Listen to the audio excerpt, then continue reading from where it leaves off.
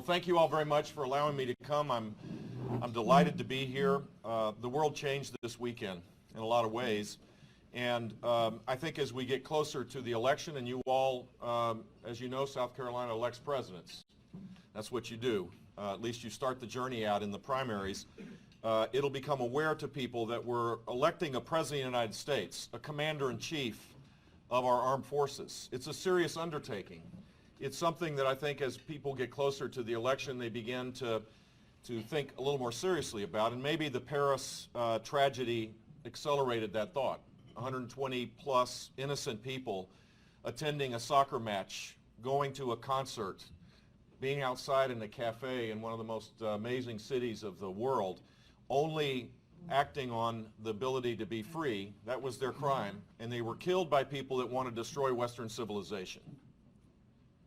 That's what this is about. This is the war of our times. And it's important, I think, for people to reflect on what kind of strategy should we act on to be able to deal with this. This is not a law enforcement exercise anymore. It never was. This is a serious threat to our national security for our children and our grandchildren, because the day that ISIS exists, each day that that is contained, which is one strategy, it only enables them and empowers them to recruit people all around the world.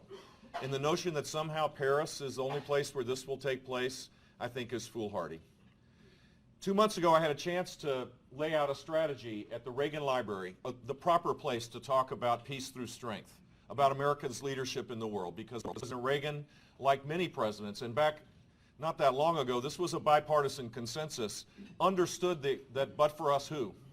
Who but the United States would deal with the persecuted? Who but the United States would deal with communist threats or other threats that required our leadership?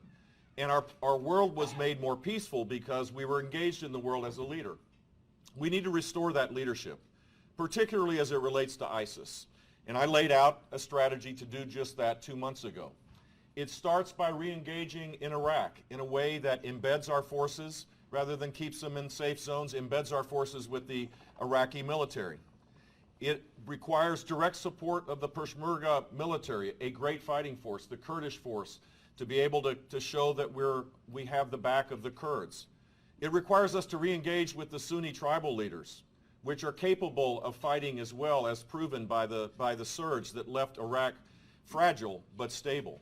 It requires air superiority, which we have, but it requires the lawyers to be lifted off the backs of our warfighters so that the sorties, by having air controllers and a forward-leaning operation, our air support is lethal, that it does the job.